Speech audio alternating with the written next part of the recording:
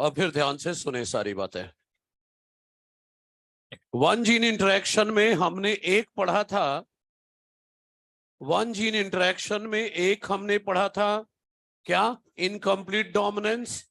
दूसरा पढ़ा था कोडोमिनेंस। अब तीसरा पढ़ने जा रहे हम मल्टीपल एलील्स। यही है ना? तो चलिए आइए मल्टीपल एलील्स पढ़ते हैं, क्या होते हैं ये।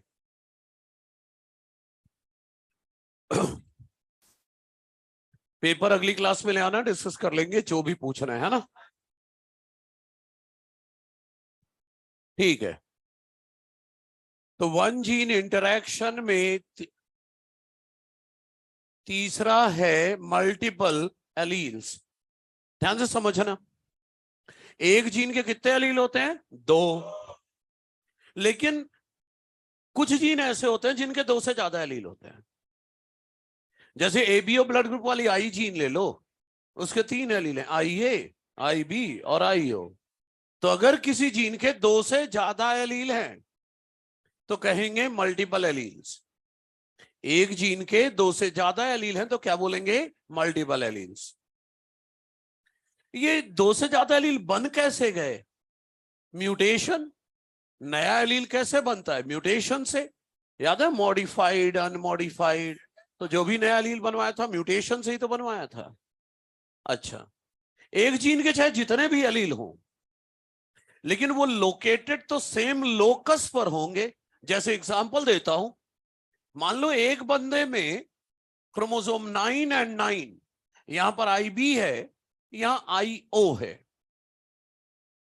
आई जीन के 3 एलील हैं। एक बंदे के क्रोमोसोम 9 में क्या है? एक में आईबी और एक में आईओ। दूसरे बंदे के क्रोमोसोम 9 में यहां पर आईबी है, यहां भी आईबी है, 2 लोग हो गए। तीसरे बंदे के क्रोमोसोम 9 और 9 में आईओ और आईओ है। चौथे बंदे के क्रोमोसोम 9 और 9 में यहां आईए है, यहां आईओ है। तो आई जीन के 3 एलील है, आईए, आईबी, आईओ, लेकिन but they are located at same locus on homologous chromosome. कोई दिक्कत तो नहीं है? देखो, आई जीन के 3 एलील हैं, लेकिन एक बंदे में तो आई जीन के 2 ही एलील हो सकते हैं। क्यों? क्योंकि हम डिप्लॉयड हैं, और डिप्लॉयड है तो हर क्रोमोसोम 2 बार है। जब हर क्रोमोसोम 2 बार है तो एक बंदे में मैक्सिमम कितने एलील हो सकते हैं? 2। तो बोलूं, a diploid individual can have only, भले ही जीन के 3 एलील हैं, लेकिन a diploid individual can have only 2 alleles of a gene, and other alleles can be seen in other members of the population. देखो, मैंने पहले बंदे का क्रोमोसोम 9 देख लिया, क्या नॉलेज बढ़ गई मेरी कि आई जीन के 2 एलील हैं, आईबी और आईओ। 2 बंदों के क्रोमोसोम 9 पढ़ लिए, अभी भी मेरी नॉलेज क्या है? आई जीन के 2 एलील हैं, आईबी और आईओ। 3 बंदों का क्रोमोसोम 9 पढ़ लिया, अभी भी मेरी नॉलेज है आई जीन के 2 एलील हैं, आईबी और आईओ। जब चौथे को जाके पढ़ा तब पता चला रे आई जीन का एक और एलील होता है, आईए। तो बोलूं, multiple allele can be studied in a population but not in an individual. एक बंदे में मैक्सिमम 2 ही एलील देखने को मिलेंगे, क्योंकि हर जीन, हर क्रोमोसोम की 2 कॉपी है। तो मैं ये कह रहा हूं कि हम डिप्लॉयड हैं, तो हमारे पास हर जीन का मैक्सिमम 2 एलील हो सकता है। अगर तीसरा एलील है भी तो वो अदर मेंबर्स ऑफ पॉपुलेशन में दिखेगा। So multiple allele can be studied in a population but not in an individual. कोई दिक्कत तो नहीं है? दूसरी बात ये कह रहा हूं, मल्टीपल एलील के केस में, मल्टीपल एलील के केस में नंबर ऑफ एलील्स इन, पहला, डिप्लॉयड इंडिविजुअल। एक जीन के भले ही 10 एलील हो, एक जीन के भले ही 10 एलील हो, लेकिन डिप्लॉयड इंडिविजुअल में तो एक जीन के 2 ही एलील हो सकते हैं। आई जीन के 3 है, लेकिन एक बंदे में तो 2 ही एलील होंगे मैक्सिमम। गैमीट में कितने होंगे? सभी को लग रहा है एक होगा।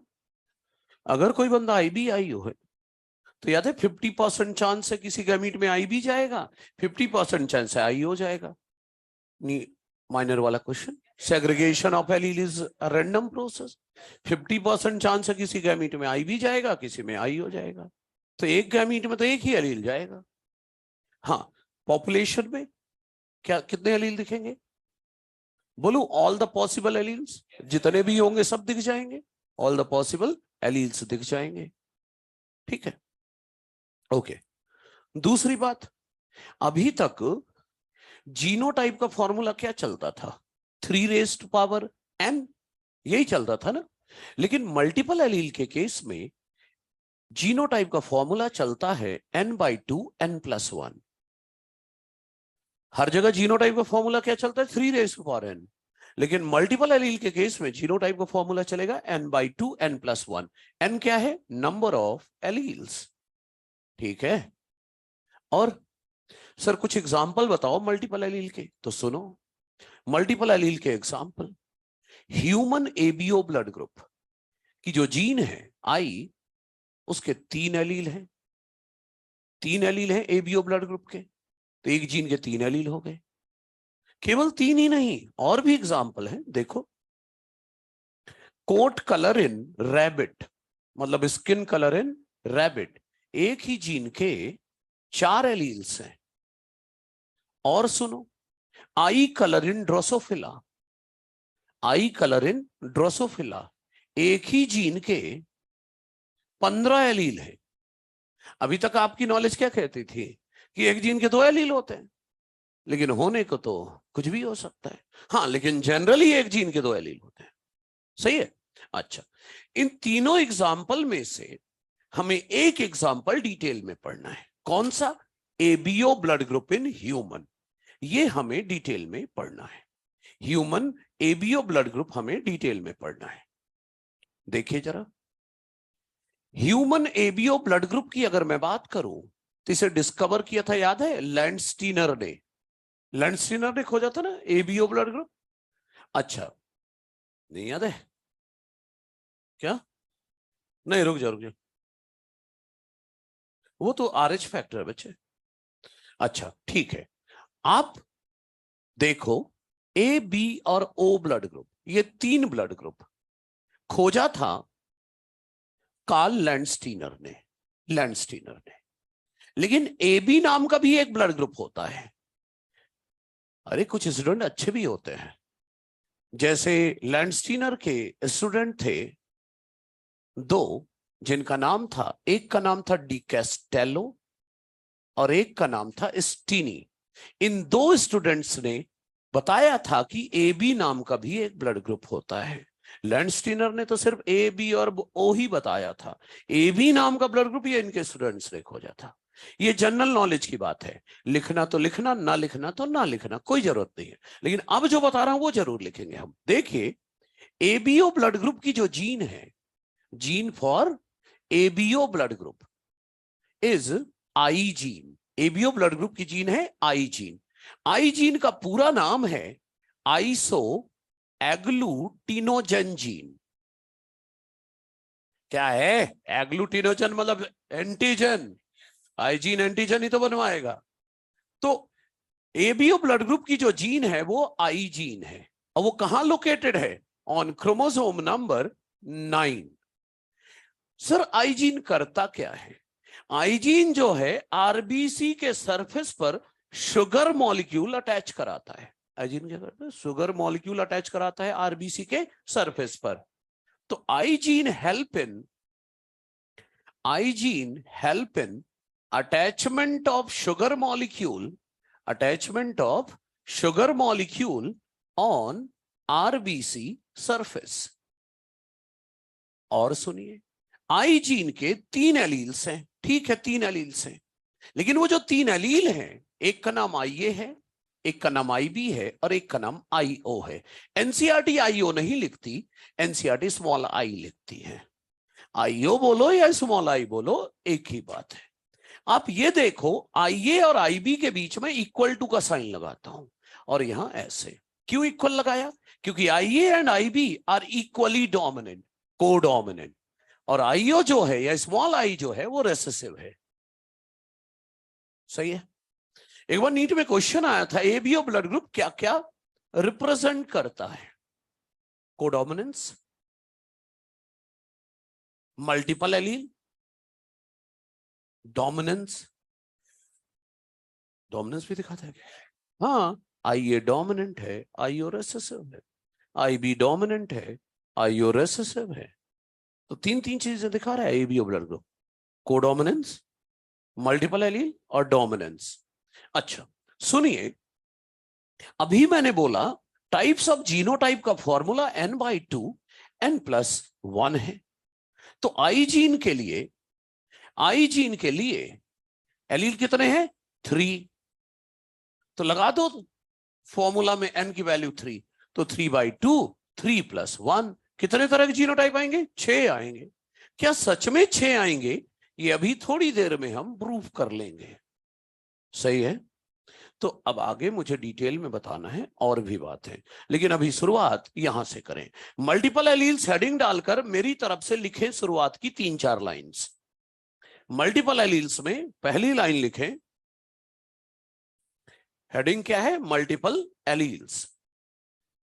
और इसमें पहला पॉइंट लिखें, presence of more than 2 alleles, presence of more than 2 alleles of a gene.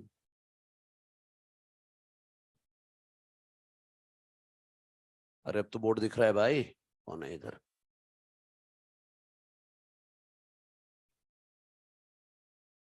क्या लिखना है? Presence of more than 2 alleles of a gene.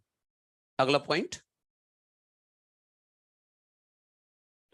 Multiple allele develop कैसे हुए? लिखिए अराइजेस ड्यू टू म्यूटेशन। दूसरा पॉइंट लिखे arises due to mutation, point बना के लिखना।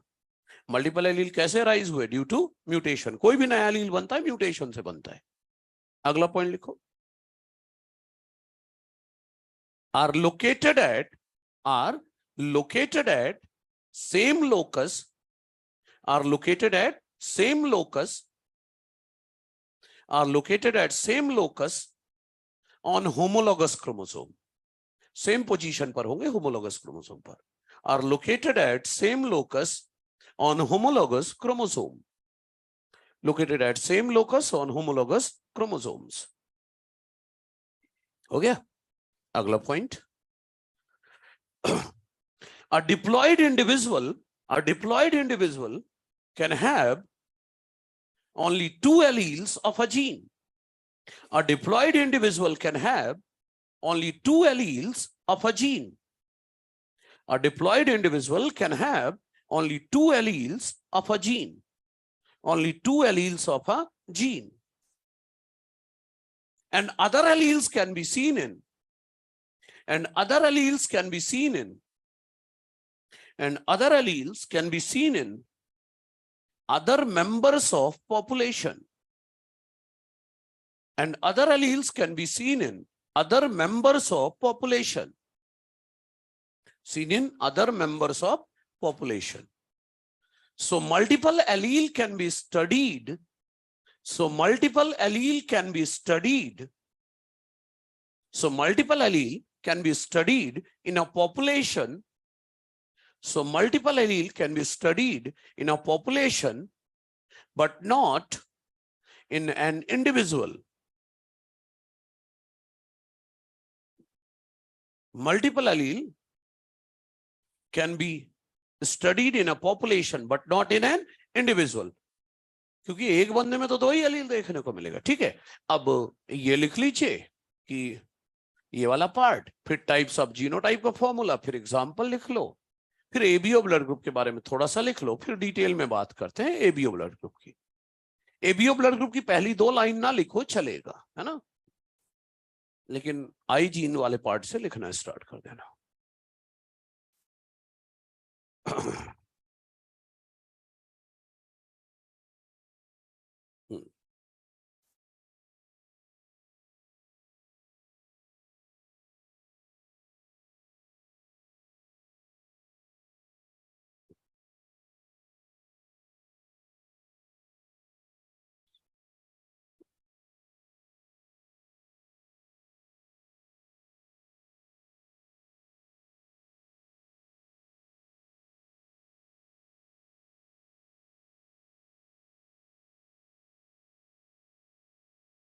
किसके बच्चे?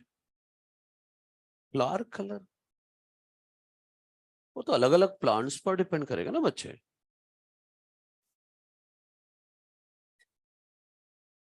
नहीं होता। हाँ, दो ही एलील होंगे।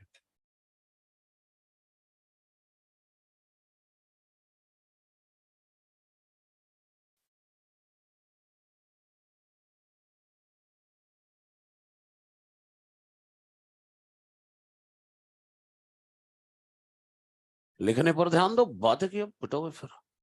चुपचाप लिखो।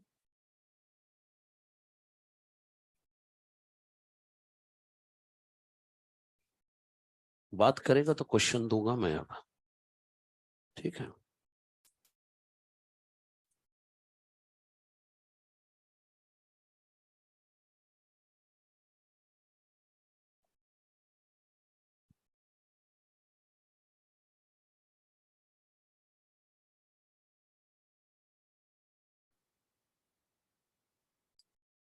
वन जीन है, वन जीन इंटरेक्शन। हाँ बस बिल्कुल।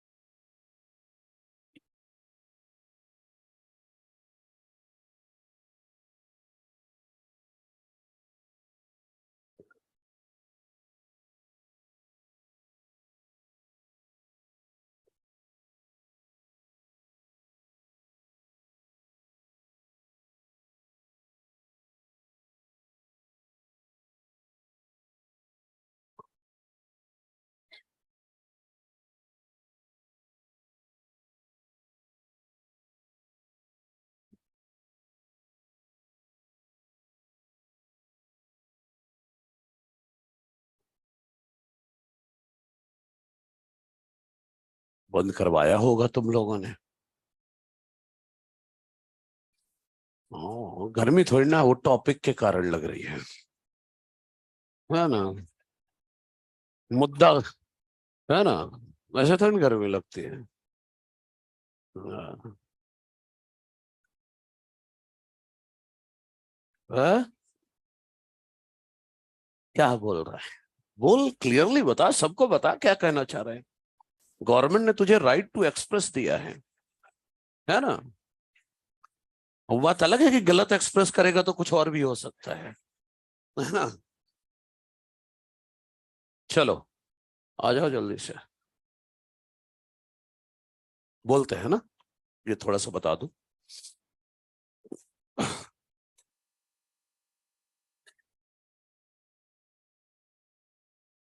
आईजीन के 3 एलील हैं, आईए, आईबी और आईओ। आगे इन तीनों एलील के बारे में देखते हैं, ये लोग करते क्या हैं।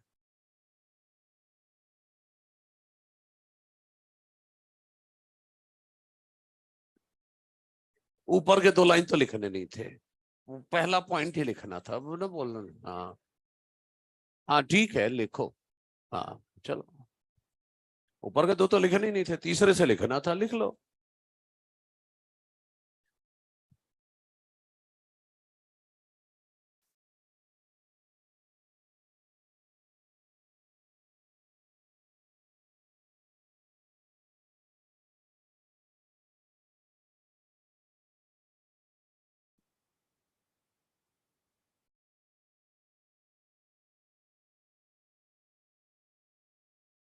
चलो आ जाओ फिर, देखा जाए अब। ठीक है, हो गया। चले आइए, लिख रहा है types of genotype, n/2 n+1, फटाफट। अरे कलर पर क्या जाना है यार। हाँ बस, 3/2 3+1 = 6।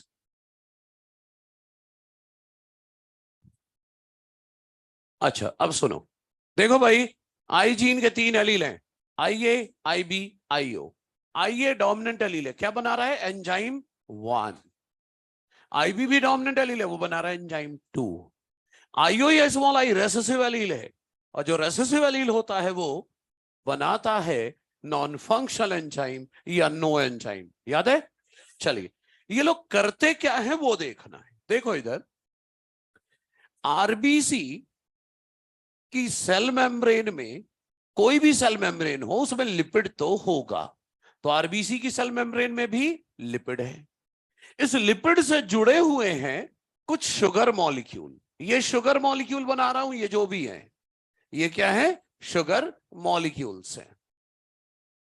एंजाइम 1 क्या करता है, एंजाइम 1 क्या करता है, ये शुगर मॉलिक्यूल तो है, एंजाइम 1 यहां पर एक एक्स्ट्रा शुगर मॉलिक्यूल जुड़वा देता है जिसका नाम है एनासिटाइल गैलेक्टोसामाइन। मैंने अभी थोड़ी देर पहले बोला था कि आईजीन क्या करता है, शुगर मॉलिक्यूल जुड़वाता है। तो आइए, कौन सा शुगर जुड़वा रहा है आरबीसी की सरफेस पर, एनासिटाइल गैलेक्टोसामाइन। तो कहने का मतलब ये तो लिपिड है, ये नीले रंग के पहले से शुगर थे, अब और शुगर आकर एक मॉलिक्यूल और जुड़ गया, तो इस हिस्से को बोलूं ग्लाइको पोर्शन। ग्लाइको मतलब शुगर, मतलब ये शुगर है, ये लिपिड है, क्या हो गया, ग्लाइकोलिपिड। और ये लिपिड से लेकर ये पूरा शुगर ही तो कहलाता है एंटीजन ए। आरबीसी के सरफेस पर एंटीजन ए। कोई पूछे एंटीजन का ए का केमिकल नेचर क्या है, तो क्या बताओगे, ग्लाइकोलिपिड। ये है आईए का काम। लिपिड और शुगर पहले से थे, बस उसने एक एक्स्ट्रा शुगर जुड़वा दिया, एनासेटाइल गैलेक्टोसामाइन, तो क्या बन गया, A antigen. Chemical nature glycolipid. IB क्या करता है, आईबी ये भी तो आरबीसी है, यहां पर लिपिड तो होता ही है, हर मेम्ब्रेन में होता है, यहां भी होगा। और शुगर जो ऊपर थे वो यहां भी है, शुगर मॉलिक्यूल। बस आईबी से जो एंजाइम 2 बना है उसने एक और शुगर मॉलिक्यूल जुड़वा दिया, कौन सा, गैलेक्टोज शुगर। कौन सा शुगर जुड़वाया, गैलेक्टोज शुगर। तो ये नीला वाला और ये लाल वाला ये क्या है, शुगर है। तो ये लिपिड और ये पूरा शुगर मिलाकर कहलाता है एंटीजन बी। केमिकल नेचर क्या है एंटीजन बी का, ग्लाइकोलिपिड। तो एंटीजन ए और बी क्या है, ग्लाइकोलिपिड नेचर के हैं। अच्छा, आईओ, आरबीसी पर लिपिड तो पहले से था, अभी भी है, और कुछ शुगर मॉलिक्यूल भी तो पहले से जुड़े थे, वो भी जुड़े हुए हैं। वो भी जुड़े हुए हैं शुगर मॉलिक्यूल, मतलब ग्लाइकोपोर्सन शुगर। लेकिन कोई एक्स्ट्रा शुगर अब नहीं जुड़ेगा। क्यों? क्योंकि आईओ तो कोई एंजाइम ही नहीं बना रहा है, या तो नॉन फंक्शनल एंजाइम बना रहा है। इसका मतलब आरबीसी पर ना एंटीजन ए लगेगा ना एंटीजन बी लगेगा। समझ रहे हैं? तो इतना उलझना नहीं है डायग्राम में। आपको क्या याद रखना है कि आईए आरबीसी की सरफेस पर एन एसिटाइल गैलेक्टोसामाइन शुगर जुड़वाता है, आईबी आरबीसी सरफेस पर गैलेक्टोज शुगर जुड़वाता है, आईओ कोई शुगर नहीं जुड़वाता। सही है? तो जब एनास्टाइल गैलेक्टोसामाइन जुड़ जाता है तो sugar plus lipid glycolipid antigen ए कहलाएगा। लेकिन जब गैलेक्टोज जुड़ा तो शुगर प्लस लिपिड जो बना वो एंटीजन बी कहलाएगा। लेकिन यहां तो कोई शुगर एक्स्ट्रा जुड़ा ही नहीं, तो यहां ना तो ए एंटीजन है ना बी एंटीजन है। बात समझ में आई? क्या याद रखना? आई ए क्या जुड़वाता है आरबीसी सरफेस पर? एनास्टाइल गैलेक्टोसामाइन। आई बी क्या जुड़वाता है? Galactose sugar. बस आईओ कुछ नहीं जुड़वाता। बस इतना ही याद रखना, इस डायग्राम से यही उठाना है। और सुनिए, जिस बंदे की आरबीसी सरफेस पर ए एंटीजन होता है उसका ब्लड ग्रुप ए होता है।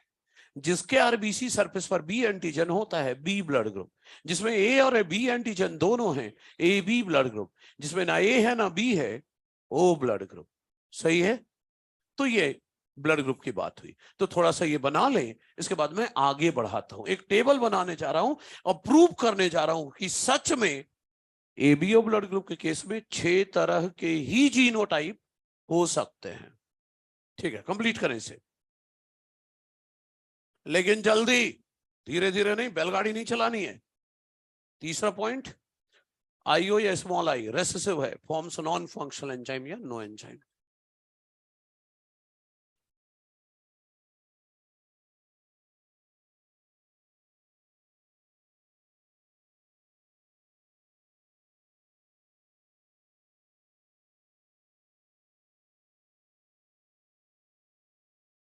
नहीं बच्चे, एंटीजन में भी ग्लाइकोलिपिड और ग्लाइकोप्रोटीन, यहां ग्लाइकोलिपिड है।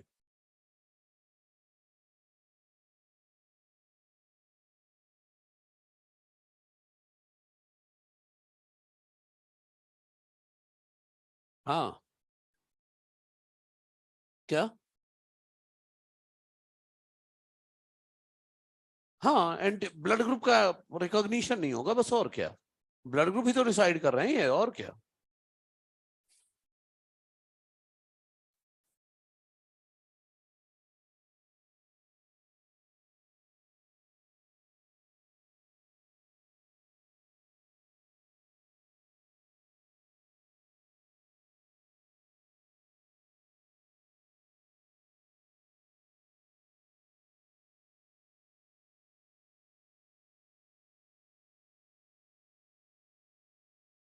अरे हाँ यार, अभी ब्रेक में नहीं बोलते बना था तेरे से। ये फोन वालों तोड़ के फेंकेंगे।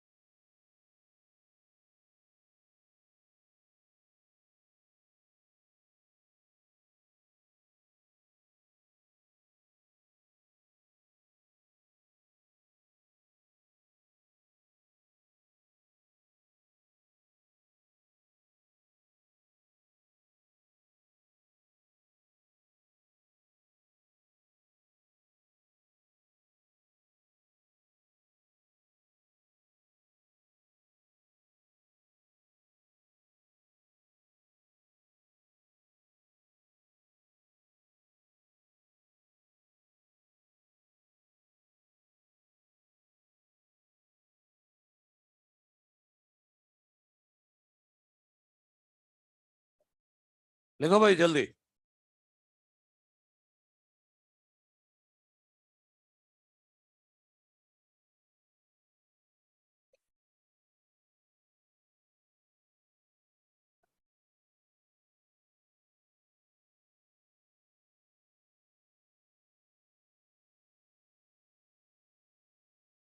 लिख चुका है तू? लिख ले तो बता, फिर कुछ पूछता हूं जब तक। हाँ तू लिख लिख, पीछे गर्दन ना मोड़, तकलीफ होगी गर्दन को।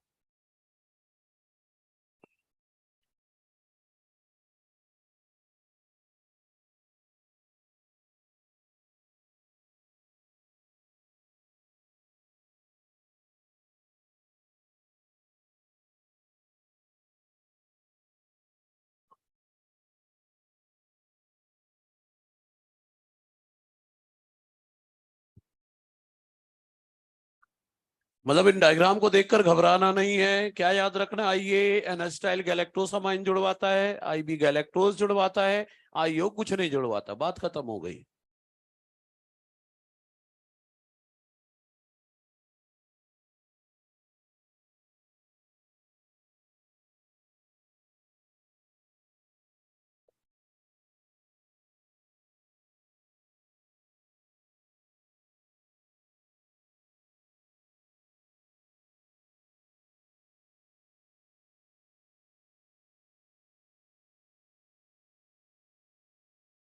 ठीक है, खत्म करें, मैं आईए वाला पार्ट हटा रहा हूं।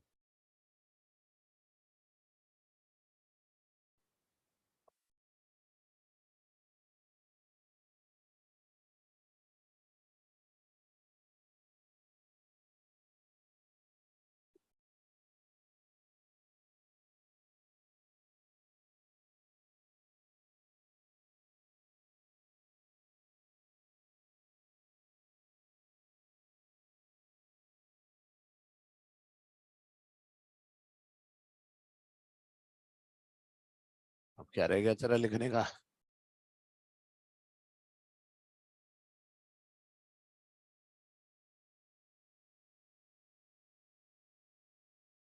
हाँ, मिटा, सोच रहा हूँ मिटा के हटू ना, है ना? ऐसे क्या हटना। हाँ चलो जल्दी करो। ठीक है, कूड़ूंगा सर एक दो का, चुपचाप रहना।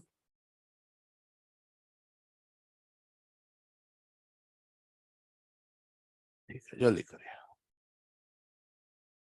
हाँ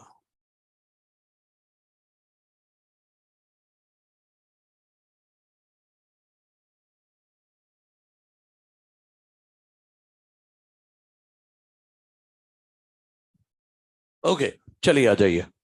हाँ ध्यान देना भाई, इधर देखो, फिनोटाइप के नाम पर यहां पर क्या है? Blood group. जीनोटाइप अगला क्या है? Antigen on RBC surface. Antigen को ही आप एग्लूटिनोजन कहा करते हो, और उसके लिए एंटीबॉडी कहां होती है? ब्लड प्लाज्मा में। लेकिन एंटीबॉडी को आप लोग क्या बोलते हैं? एग्लूटिनिन, वही लिखा है। ठीक है, देखिए अगर किसी का ब्लड ग्रुप ए है तो उसका जीनोटाइप क्या होगा? या तो होमोजाइगस होगा या तो हेट्रोजाइगस। आईए आईओ, एनसीईआरटी आईओ की जगह स्मॉल आई लिखती है, सही है। अगर आईए है तो आरबी आईए क्या कराएगा? आरबीसी की सरफेस पर ए एंटीजन बनवा देगा, और क्योंकि ए एंटीजन बन गया इसीलिए उस बंदे का ब्लड ग्रुप क्या है? ए, और एंटीबॉडी अपोजिट होती है ना? ए एंटीजन है तो antibody B. B blood group वाले का जीनोटाइप या तो आईबी होगा या आईबीआईओ। आईबीआईओ की जगह, आईओ की जगह एनसीईआरटी क्या लिखती है? Small I. स्मॉल आई लिखती है आईओ की जगह, मतलब ये होमोजाइगस और ये हेट्रोजाइगस। और आईबी क्या करेगा? बी एंटीजन बनवाएगा। तो एंटीजन अगर बी है तो ब्लड ग्रुप क्या हो गया? बी, और एंटीबॉडी अपोजिट होगी ए। अगर किसी का ब्लड ग्रुप ए बी है तो जीनोटाइप आईए आईबी होगा, codominance. IA A antigen, IB B antigen बनवाएगा। और अगर ए और बी एंटीजन दोनों है आरबीसी पर तो ए बी ब्लड ग्रुप, और एंटीबॉडी ना तो ए होगा ना तो बी होगा, सही है। अच्छा, अब O blood group, I O I O या बोलो small I small I. Antigen ना तो ओ है तो एंटीजन तो बन ही नहीं रहा था ए अभी, ना ए एंटीजन होगा ना बी होगा, एंटीबॉडी दोनों होंगी, सही है। अच्छा, अब देखो टोटल कितने तरह के फिनोटाइप हैं? 4 तरह के हैं, 4 तरह के ब्लड ग्रुप है ना, तो टोटल 4 तरह के फिनोटाइप है।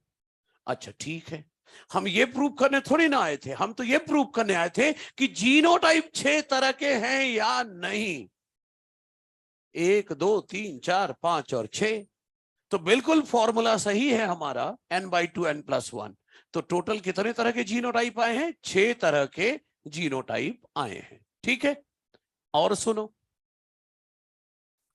देखो जैसे आरबीसी सरफेस पर ए और बी एंटीजन होता है, वैसे ही आरबीसी सरफेस पर आरएच एंटीजन भी होता है, लेकिन ये ग्लाइकोलिपिड नहीं होता, प्रोटीनीशियस एंटीजन होता है। प्रोटीनीशियस एंटीजन होता है ऑन आरबीसी सरफेस। तो देखो, आरएच एंटीजन को डी एंटीजन से रिप्रेजेंट करते हैं मोस्टली। आरएच एंटीजन को क्या बोलते हैं? D antigen. वही रीसस मंकी में खोजा गया था, आरएच फैक्टर या आरएच एंटीजन, दो में से कुछ भी बोलो। अब ये जो आरएच फैक्टर या डी एंटीजन है, ये ग्लाइकोलिपिड नहीं है, ये एक प्रोटीनीशियस एंटीजन है। प्रोटीनीशियस एंटीजन है on RBC surface. RBC surface पर ये एंटीजन है, सही है। और इसकी सिंथेसिस कौन कंट्रोल करता है? Gene R. Synthesis of RH factor is controlled by gene R. Controlled by gene R, located on chromosome number 1. I gene का है क्रोमोसोम 9 पर और R जीन का है क्रोमोसोम 1 पर। अगर किसी बंदे का जीनोटाइप कैपिटल आर है या कैपिटल आर स्मॉल आर है, दो में से कोई भी है, एक कैपिटल आर अगर है तो आरएच एंटीजन बनेगा, और अगर आरबीसी पर आरएच एंटीजन बन रहा है, इसका मतलब वो बंदा आरएच पॉजिटिव है। अगर स्मॉल आर है तो आरएच एंटीजन बन ही नहीं रहा, तो उसे क्या बोलोगे? RH negative. सही है। और सुनो, ये जो आरएच पॉजिटिव वाला बंदा होता है, मतलब आरएच करता क्या है? आपके ब्लड ग्रुप को पॉजिटिव या निगेटिव बताता है। मतलब अगर किसी के आरबीसी सरफेस पर ए एंटीजन और आरएच एंटीजन है, मतलब उसका ब्लड ग्रुप ए पॉजिटिव है, ए एंटीजन है लेकिन आरएच नहीं है, तो ए निगेटिव। किसी के आरबीसी पर बी एंटीजन है और आरएच है, बी पॉजिटिव, लेकिन आरएच नहीं है, बी निगेटिव। किसी के आरबीसी सरफेस पर ए एंटीजन, बी एंटीजन और आरएच एंटीजन तीनों है, ए बी पॉजिटिव। लेकिन अगर ए और बी एंटीजन है, आरएच नहीं है, ए बी निगेटिव। ना ए एंटीजन है ना बी एंटीजन है, आरएच एंटीजन है, ओ पॉजिटिव। ना ए है ना बी है ना आरएच है, ओ निगेटिव। मतलब आरएच एंटीजन आपके ब्लड ग्रुप को पॉजिटिव या निगेटिव बनाता है, बस इतना सा है।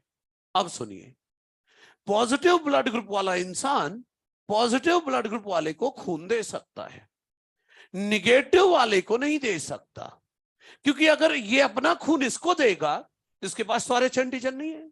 अगर ये अपना खून इसको देगा तो आरएच एंटीजन इसके पास आ गया, और अगर इसका आरएच एंटीजन इसमें गया तो एंटीबॉडी बनेगी उसके खिलाफ। लेकिन पहला ब्लड ट्रांसफ्यूजन सेफ होगा। क्यों? क्योंकि जितनी देर में इसका खून दिया आपने इसको, तो इसके बॉडी में क्या पहुंच गया? RH antigen. जितनी देर में ये आरएच इसके अंदर एंटीबॉडी बनेगी एंटीजन के खिलाफ, तब तक ब्लड ट्रांसफ्यूजन हो चुका होगा, तो पहला तो सेफ रहेगा। लेकिन अगर दूसरी बार फिर से दिया, तो इसकी बॉडी में पहले से आरएच के लिए एंटीबॉडी तैयार रखी है। जैसे ही जाएगा खून आरएच एंटीजन वाला, एंटीबॉडी एंटीजन रिएक्शन होगा, ब्लड क्लॉट हो जाएगा, बंदे की डेथ हो जाएगी। समझ रहे हैं? तो पॉजिटिव वाला सिर्फ पॉजिटिव वाले को खून देता है, निगेटिव वाला निगेटिव वाले को भी दे सकता है, पॉजिटिव वाले को भी दे सकता है। क्यों? क्योंकि बिना एंटीजन वाला खून दे रहे हो तो एंटीबॉडी फॉर्मेशन इंड्यूस ही नहीं होगी। समझ रहे हो? तो पॉजिटिव वाला पॉजिटिव वाले को खून दे सकता है, और निगेटिव वाला निगेटिव पॉजिटिव दोनों को खून दे सकता है। देखो, मैं कहना ये चाह रहा हूं, ए बी, बी और ओ, ए पॉजिटिव वाला ए पॉजिटिव वाले को खून दे सकता है, लेकिन ए निगेटिव वाला ए पॉजिटिव नेगेटिव दोनों को खून दे सकता है। ओ पॉजिटिव वाले को खून दे सकता है, लेकिन ओ निगेटिव वाला ओ पॉजिटिव ओ निगेटिव दोनों को खून दे सकता है। बी पॉजिटिव वाले को खून दे सकता है, लेकिन बी निगेटिव वाला बी पॉजिटिव निगेटिव दोनों को खून दे सकता है। ए बी पॉजिटिव वाले को खून दे सकता है, लेकिन ए बी निगेटिव वाला ए बी पॉजिटिव निगेटिव दोनों को खून दे सकता है। और जो ए है ये ए बी को खून दे सकता है, बी वाला भी दे सकता है। ओ तो दाता है, वो सबको खून दे सकता है।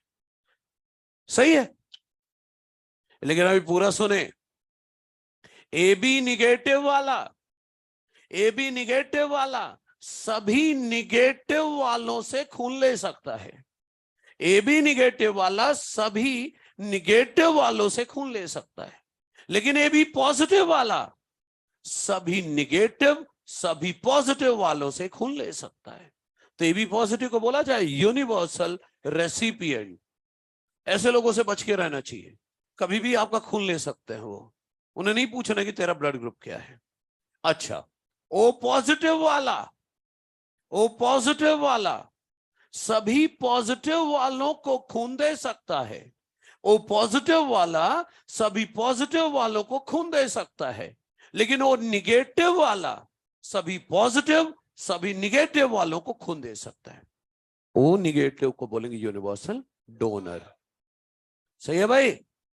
तो ओ निगेटिव को कह रहे हैं यूनिवर्सल डोनर, बशर्ते उसमें खून होना चाहिए, तब तो देगा वो। पता चले खुद ही चक्कर खा के गिर जाए, ऐसा नहीं होना चाहिए।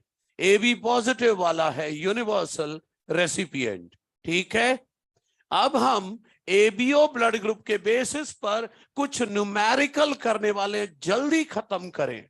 जितने जल्दी खत्म करेंगे उतने ज्यादा क्वेश्चन करेंगे। क्या? कौन? ए बी पॉजिटिव वाला सभी पॉजिटिव वालों से और सभी निगेटिव वालों से खून ले सकता है।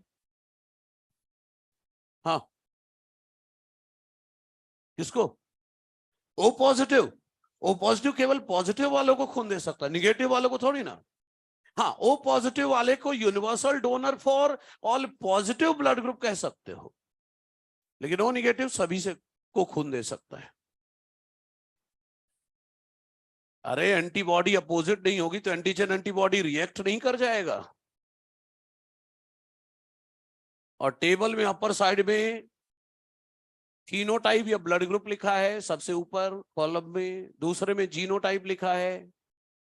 तीसरे में एंटीजन ऑन आरबीसी सरफेस लिखा है। चौथे में एंटीबॉडी इन ब्लड प्लाज्मा लिखा है। अगली बार ऊपर नहीं लिखेंगे, थोड़ा नीचे करके लिखेंगे। ठीक है, जल्दी कंप्लीट करें।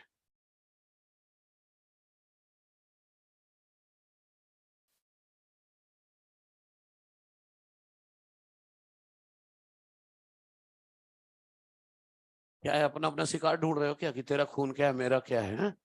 इससे जुगाड़ हो जाएगा खून का।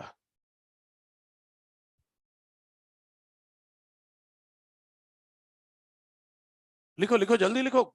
नंबर ऑफ क्वेश्चन 1 to 4 है, वेरी करेगा। जितना जल्दी लिखोगे चारों क्वेश्चन हो जाएंगे। थोड़ा कम दोगे 3 करेंगे, और कम करोगे 2 करेंगे। नंबर ऑफ क्वेश्चन टाइम पर डिपेंड करेगा। जल्दी लिखिए, बस हो गया।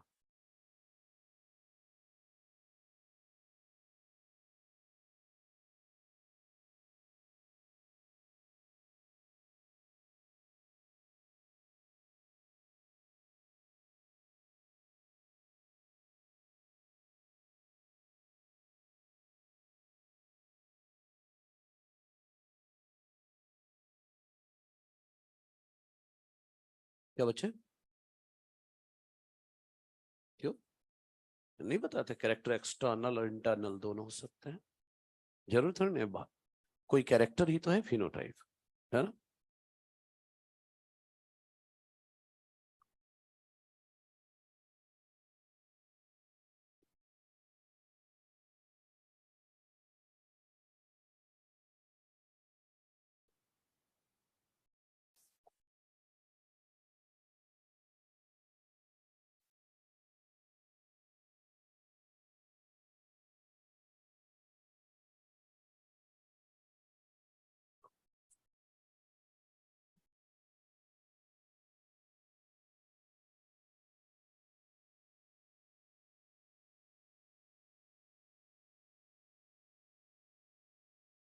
हाँ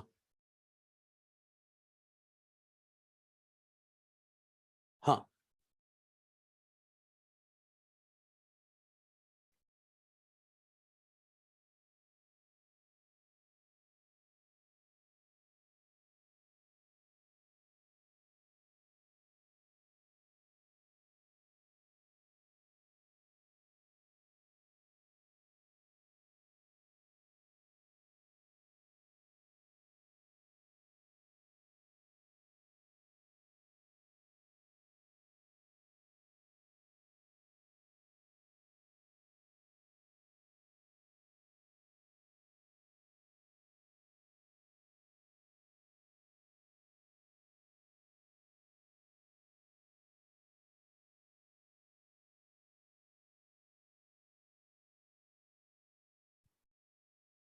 खाली बैठा है। अच्छा, लिख लिया है। एक जीन के 5 एलील हैं। कितने होमोजाइगस जीनोटाइप आएंगे? सोच जब तक। बाकी लोग लिखो, जल्दी करो।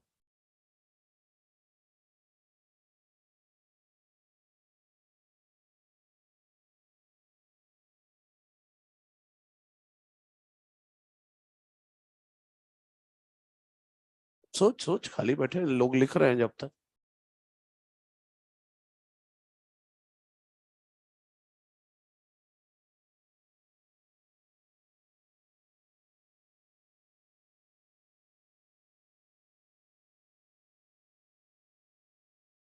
कैसे? हम्म।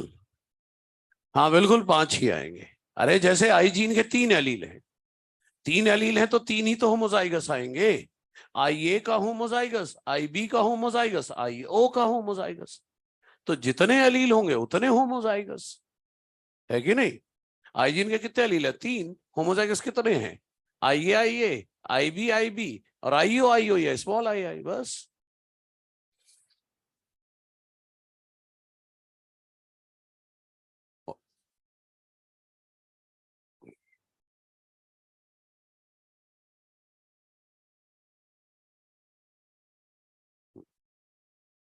ठीक है, जल्दी करिए अब क्वेश्चंस।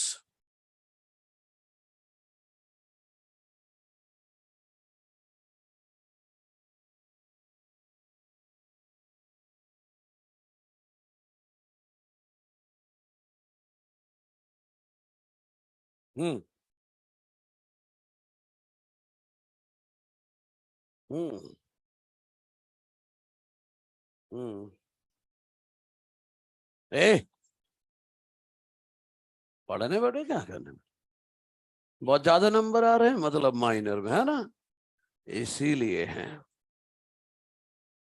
720 में 750, है ना? हाँ।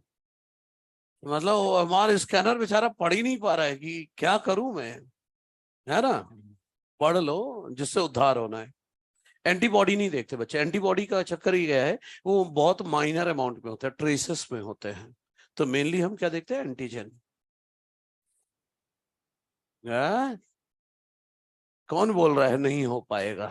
कैसे नहीं हो पाएगा? एक बार पढ़ के तो देखो, सब कुछ हो पाएगा।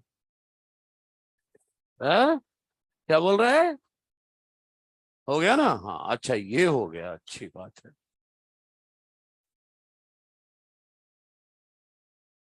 अभी ऐसे ऐसे बच्चे नीट निकाले हैं। अभी एक वीडियो आया था, यूट्यूब पर भी आया है। एक बच्चा है, अचीवर प्लस का था वो।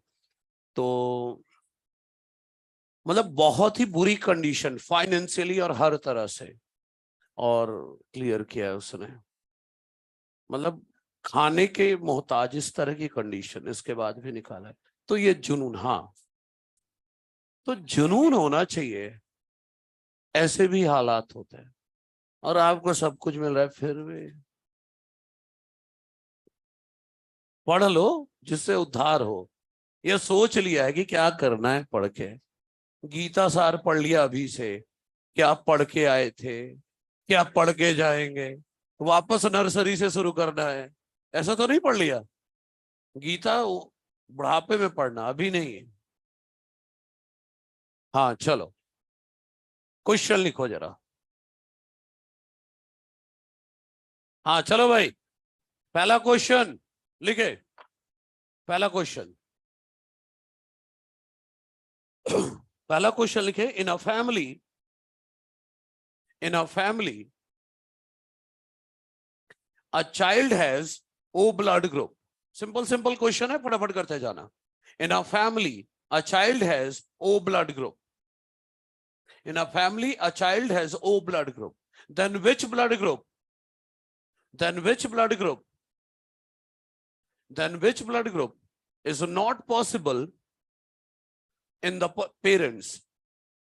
Then obvious A भी possible नहीं है. Then which blood group is not possible in the parents? Then which blood group is not possible in the parents? A B. अरे भाई बच्चों से स्टार्ट करो इसको. बच्चा कैसा है? O ब्लड ग्रुप वाला. अगर एक पेरेंट आईओ भी है और एक पेरेंट ए बी वाला आ गया तो O ब्लड ग्रुप नहीं आ सकता, क्योंकि एक पेरेंट से तो आईओ मिल गया लेकिन दूसरे से तो आईओ नहीं मिल रहा ना. तो दोनों पेरेंट ए बी हो जरूरी नहीं है. एक पेरेंट भी ए बी ब्लड ग्रुप वाला है तो बच्चे का ब्लड ग्रुप ए बी, बच्चे का ब्लड ग्रुप ओ नहीं आ सकता. एक पेरेंट का भी ब्लड ग्रुप ए बी है तो बच्चे का ब्लड ग्रुप ओ नहीं आ सकता. क्लियर है? ये पहला क्वेश्चन. तो आंसर लिख दो ना, ए बी, बस हो गया और क्या. अगला क्वेश्चन है, अगला क्वेश्चन लिखें, इन अ family if first child has O blood group, in a family if first child has O blood group, in a family if first child has O blood group, first child has O blood group and second child has AB blood group. If first child has O blood group and second child has AB blood group, then give the genotype and phenotype of parents. Question लिखो आगे, बिल्कुल सही बोल रहे हैं. Then give the genotype and phenotype of parents. Then give the genotype and phenotype of parents. In a family, first child has O blood group and second child has AB blood group. Then give the genotype and phenotype of parents. क्या क्या बोल रहे हो? IA IO, बिल्कुल सही है. अरे भाई एक बच्चा O ब्लड ग्रुप वाला है, एक बच्चा उनका AB ब्लड ग्रुप वाला है, O वाला है और AB ब्लड ग्रुप वाला है. ये बच्चों का जीनोटाइप की बात हो गई.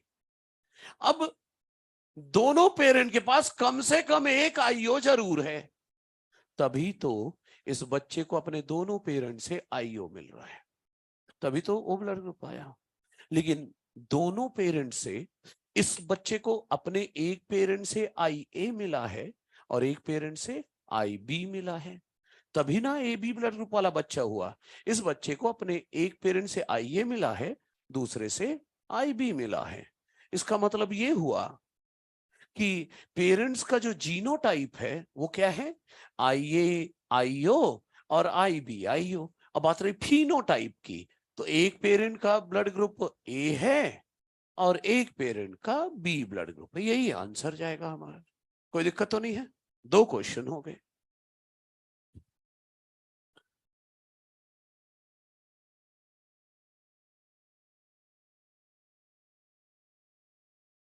हो जाएगा. सिंपल क्वेश्चन आते हैं, कुछ ऐसे भारी नहीं है कुछ.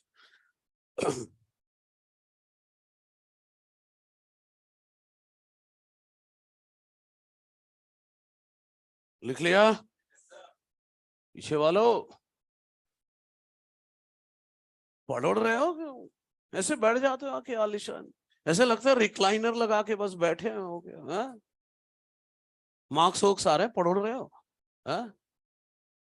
नहीं, पढ़ते चलो थोड़ा सा, है ना. चलो अगला क्वेश्चन लिखो.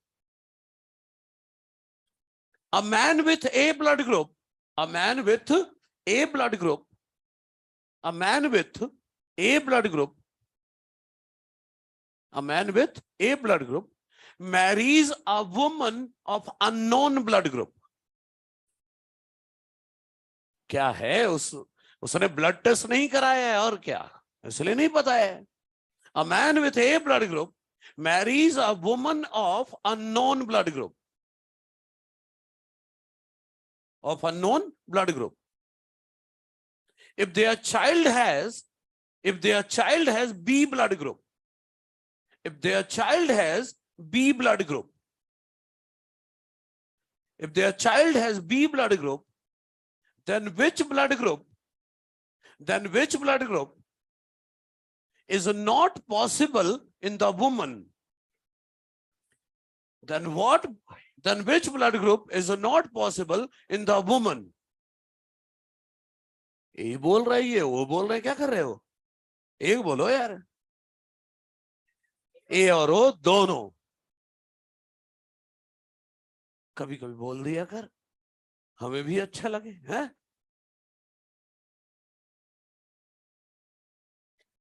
इतना लगा रहता सीधा सीधा, समझ गया क्या बोलना चाह रहा? ठीक है, चलो अब सुनो इधर। देखिए, सिंपल सा क्वेश्चन है। बच्चा कौन से ब्लड ग्रुप वाला है? बी ब्लड ग्रुप वाला। बी ब्लड ग्रुप वाला मतलब बच्चा आईबी या IB-IO हो सकता है, सही है। और इसके जो पापा हैं वो IA-IA या IA-IO हो सकते हैं। वो मन की बात करेंगे। तो सुनो, ये बच्चा IB-IB नहीं हो सकता, क्योंकि इसके पापा के पास IB नाम का एलील ही नहीं है। मतलब ये बच्चा पक्का IB-IO है। और ये इसके जो पापा है वो IA-IA नहीं है, बच्चे के पास IA नहीं है, मतलब इसके पापा पक्का IA-IO है।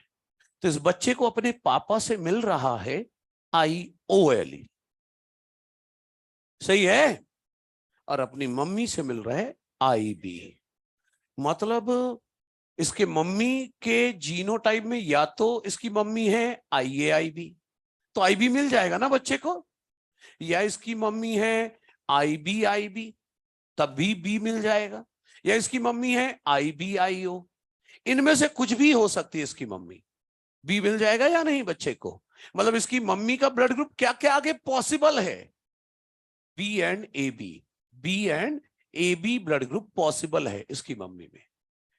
क्या क्या पॉसिबल नहीं है जहां पर B ना मिल पाए बच्चे को? मतलब इसकी मम्मी का ब्लड ग्रुप क्या नहीं हो सकता? IA-IA, IA-IO, IO-IO, तो IB नहीं मिल पाएगा ना। तो क्या पॉसिबल नहीं है? A और O ब्लड ग्रुप पॉसिबल नहीं है इस वुमन में, सही है भाई। तो हमने डबल क्वेश्चन कर लिया, कौन सा पॉसिबल है वो भी देख लिया और कौन सा नहीं पॉसिबल है वो भी देख लिया।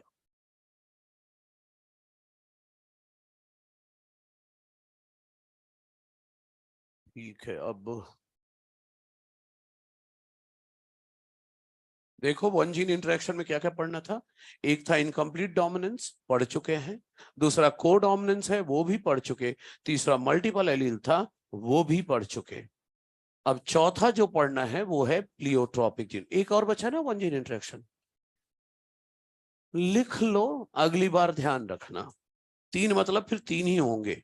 चलिए इस बार लिख लीजिए, क्वेश्चन और लिखिए, थोड़ा अलग टाइप का सवाल है। टाइम का ध्यान रखिए, क्योंकि टाइम बहुत जरूरी है हमें मैनेज करना, क्योंकि वैरायटी चाहिए तो आपको समझाने में मैं खूब टाइम देता हूं, लिखाने में भी खूब, लेकिन लिखने की स्पीड तेज रखेंगे तो सब सही रहेगा। चौथा क्वेश्चन एक और लिखे। हो गया ये पिछला। A man with A blood group, a man with A blood group marries a woman with AB blood group. A man with A blood group marries a woman with AB blood group. A woman with AB blood group. Then which blood group in the progeny मतलब offspring, then which blood group in the progeny would indicate that, then which blood group in progeny would indicate that man is, which blood group in progeny, मतलब offspring, would indicate that man is heterozygous for A. Man is heterozygous for A. अरे बाकी लोग भी बोला करो यार, 2-4 ही लोग ही बोलते हो। अब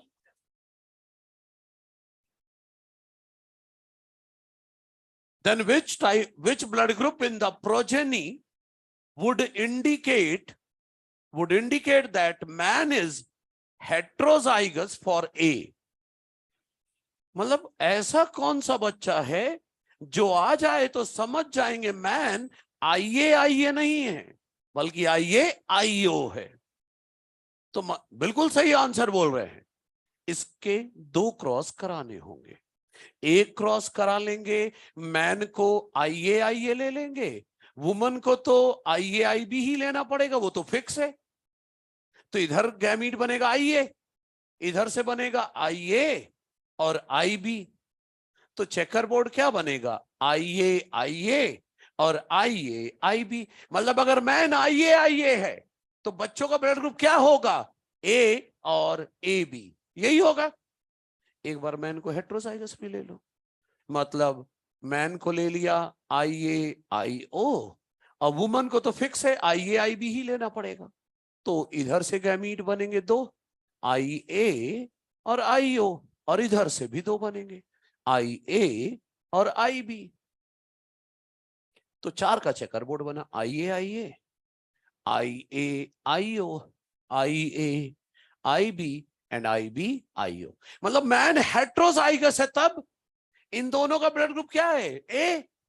इसका क्या है? AB और इसका B। तो सुनो तो, A और AB वाला अगर बच्चा आया, ध्यान से सुनना, अगर A और AB वाला बच्चा आया तो मैन IAIA भी हो सकता है, IAIO भी हो सकता है। क्या A और AB वाला बच्चा आया तो पता चलेगा मैन IAIO है? नहीं, IAIA भी है मैन या IAIO, दोनों केस में A और AB वाला बच्चा आ रहा है। लेकिन एक केस ऐसा है जहां पर बच्चा B वाला तो तभी आएगा जब मैन IAIO हो। तो अगर एक बच्चे का ब्लड ग्रुप B आ गया, इसका मतलब मैन IAIA नहीं बल्कि IAIO है। तो हमारा आंसर जाएगा B ब्लड ग्रुप वाला बच्चा। सही है? ठीक है, 1 जीन इंटरेक्शन पूरा हुआ, जिसमें हमें 4 पढ़ना है। 3 तो पढ़ चुके हैं ना, इनकम्प्लीट डोमिनेंस, को डोमिनेंस और क्या पढ़ लिया? Multiple alleles. चौथा पढ़ने जा रहे हैं प्लियोट्रॉपिक जीन। खत्म करें इसे। 1 जीन इंटरेक्शन में जो आखिरी पढ़ना है हमें वो है प्लियोट्रॉपिक जीन। ये थोड़ा हट के है, बहुत ध्यान से समझना होगा तब बात बनेगी।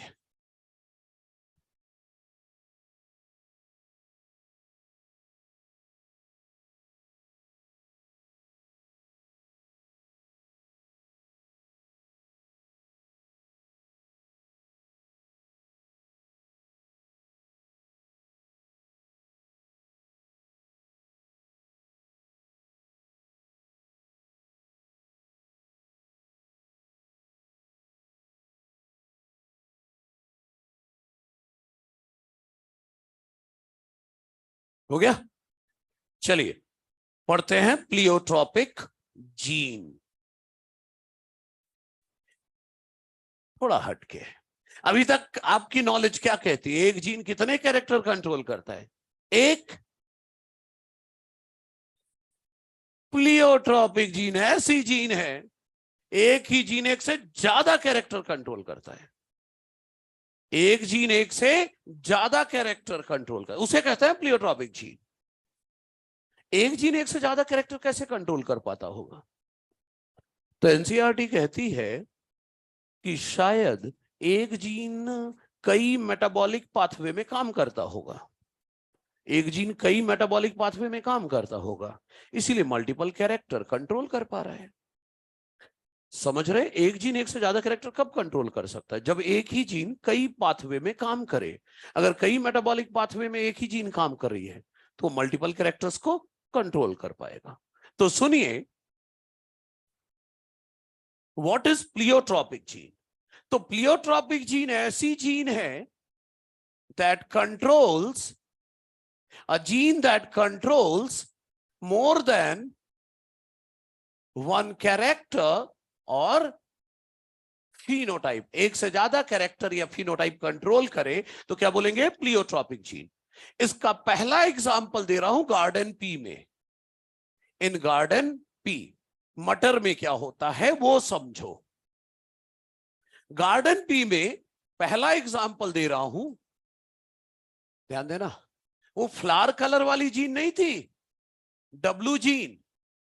तो वो एक अकेली जीन कंट्रोल करता है, फ्लावर कलर तो कंट्रोल करता ही है, सीड कोट कलर भी कंट्रोल करता है।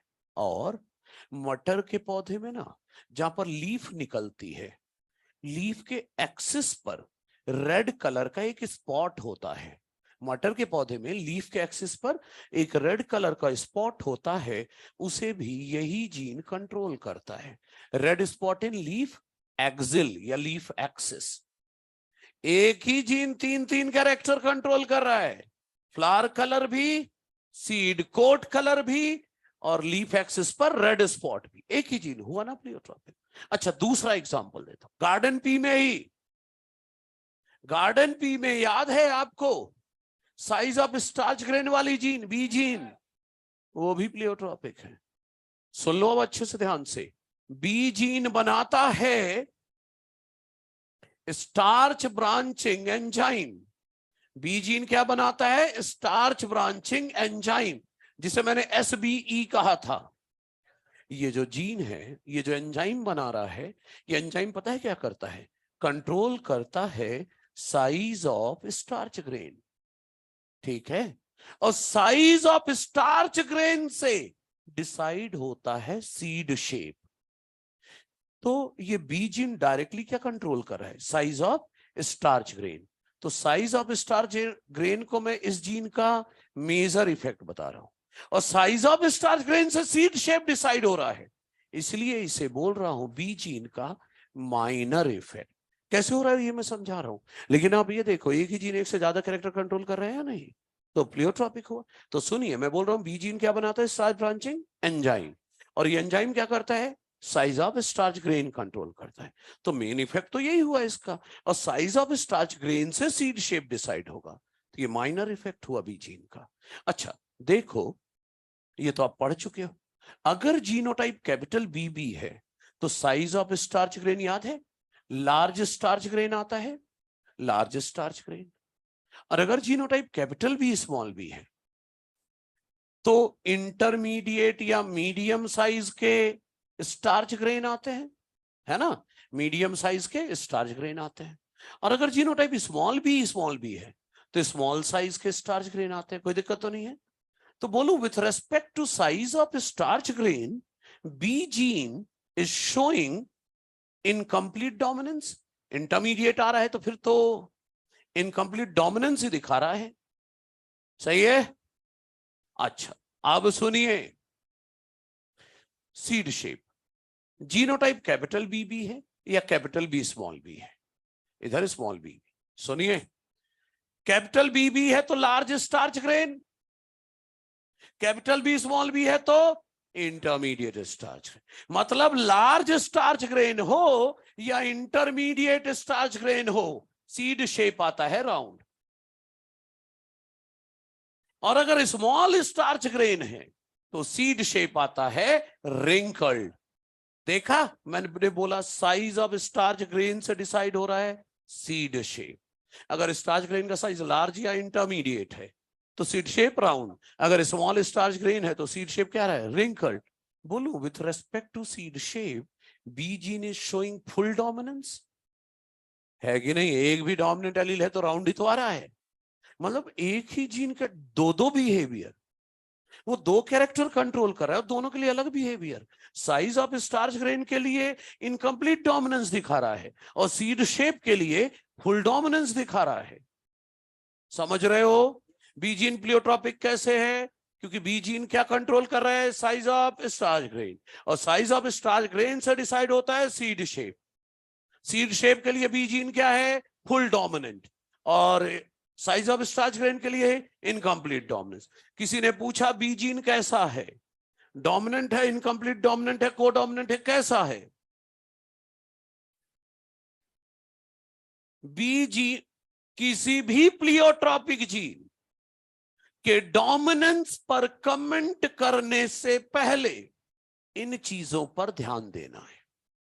एनसीईआरटी ने एक बहुत प्यारी सी लाइन लिखी है, पेज 78 थर्ड पैराग्राफ, बहुत अच्छी सी लाइन लिखी है एनसीईआरटी। समझ में कुछ आए तो बताना मुझे भी, मैं उस लाइन को सिंप्लीफाई करके बताने वाला हूं। पेज 78 में थर्ड पैराग्राफ में, हाँ मॉड्यूल में ये बॉटम में लिखा हुआ है इधर।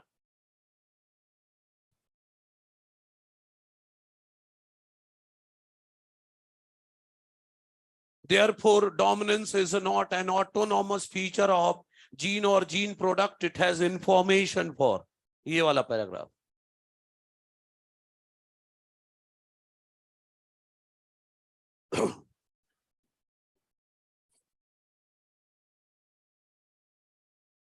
कहाँ है तेरी एनसीईआरटी मॉड्यूल? कुछ तो होगा, ये उसका है, तेरा कहां से आ गए? अच्छा अच्छा, दोनों जने एक ही साथ पढ़ रहे हो है ना? अपने वाला तो किराए पर दे दिया होगा है ना? अच्छा चलो इधर सुनो, पता है क्या लिखा है? इधर ध्यान दे। प्लियोट्रॉपिक जीन पर डोमिनेंस पर कमेंट करने से पहले इन चीजों पर ध्यान देना चाहिए। ध्यान से सुनिएगा, एनसीईआरटी क्या कहती है कि अगर कोई जीन एक से ज्यादा कैरेक्टर कंट्रोल करता है, मतलब जीन प्लियोट्रॉपिक है, then dominance is not an autonomous, मतलब independent. Dominance is not an independent feature of gene or gene product. Pleiotropic gene का जो डोमिनेंस है वो केवल जीन और जीन प्रोडक्ट पर नहीं डिपेंड करता, केवल जीन और जीन प्रोडक्ट पर नहीं डिपेंड करता। तो फिर किस पर डिपेंड करता है? सुनिएगा, जितना डोमिनेंस प्लियोट्रॉपिक जीन का जीन पर डिपेंड करता है, उतना ही जीन प्रोडक्ट पर डिपेंड करता है, उतना ही उस फिनोटाइप पर डिपेंड करता है जो हम पढ़ना चाह रहे हैं। हवाई नहीं लगी? अब सुनो मेरी बात, ध्यान से समझना। किसी ने बोला बी जीन पर डोमिनेंस, बी जीन के डोमिनेंस पर कमेंट करो, तो सबसे पहले जीन देखेंगे, कैपिटल बी। जीन प्रोडक्ट भी देखो, बी है तो large starch grain, capital B small b है, intermediate starch grain, small b है small starch grain. Gene product देख रहे हो ना? कैपिटल बी स्मॉल बी है राउंड, स्मॉल बी है रिंकल्ड। क्या क्या देख लिया? जीन और जीन प्रोडक्ट। आपने दो चीजें देख ली, केवल इन दो चीजों को देखकर कमेंट नहीं करना है, फिर सामने वाले से पूछना। आप क्या देख चुके हो? जीन और जीन प्रोडक्ट। अब सामने वाले से पूछना है कि किस फिनोटाइप के रेस्पेक्ट में पूछ रहा है, किस फिनोटाइप के रेस्पेक्ट में पूछ रहा है। अगर भाई तू साइज ऑफ स्टार्च ग्रेन के रेस्पेक्ट में पूछ रहा है तो इंटरमीडिएट आ रहा है, मतलब इनकम्प्लीट डोमिनेंस है। और अगर तू सीड शेप के रेस्पेक्ट में पूछ रहा है तो डोमिनेंस है। मतलब साफ साफ हिंदी में बोलूं, प्लियोट्रॉपिक जीन के डोमिनेंस पर कमेंट करने से पहले इन तीन चीजों को बराबर का इंपॉर्टेंस देना है। जीन को, जीन के प्रोडक्ट को, जीन को और जीन के प्रोडक्ट को, प्लस कौन सा फिनोटाइप पढ़ना चाह रहे हैं। इन तीनों को जानने के बाद फिर कमेंट करना है। बात समझ में आई? इसी को मैं सिंप्लीफाई करके लिखता हूं। If a gene controls more than one character, if a gene controls more than one character or phenotype, more than one character or phenotype, then dominance is not autonomous या independent. केवल dominance is not an autonomous या independent feature of gene और gene product. केवल gene और gene product पर नहीं depend करेगा dominance, but also depend on phenotype we choose to study या we choose to examine. Examine बोलो या स्टडी बोलो, साफ साफ हिंदी में याद रखना कि प्लियोट्रॉपिक जीन के डोमिनेंस पर कमेंट करने से पहले जीन देखना है, जीन का प्रोडक्ट देखना है, प्लस कौन सा फिनोटाइप पढ़ना चाह रहे वो देखना है, इसके बाद कमेंट करना है। क्लियर है? तो देखिए सुनिए, प्लियोट्रॉपिक जीन का पहला एग्जाम्पल दिया मैंने गार्डन पी के अंदर, दो एग्जाम्पल। दूसरा एग्जाम्पल प्लियोट्रॉपिक जीन का है, सुनिए, most of the human genetic disorders, most of the human genetic disorders are pleiotropic. अरे एक ही बीमारी में मल्टीपल सिम्टम्स नहीं आते, तो मल्टीपल इफेक्ट ही तो हुआ।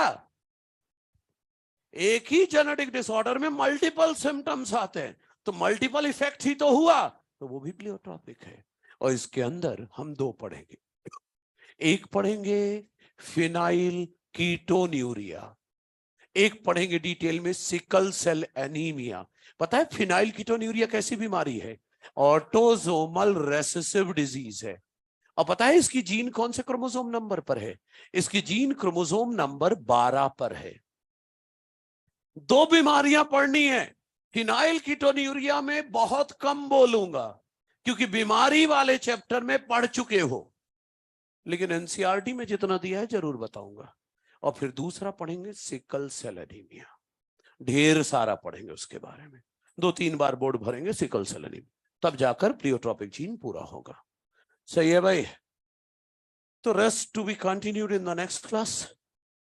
तो अगली क्लास में देख लेंगे कहाँ क्या है। कल है क्या क्लास अपनी? नहीं है, परसों है, ठीक है, कोई बात नहीं, ये कंप्लीट कर लें, ये अगली क्लास में करेंगे।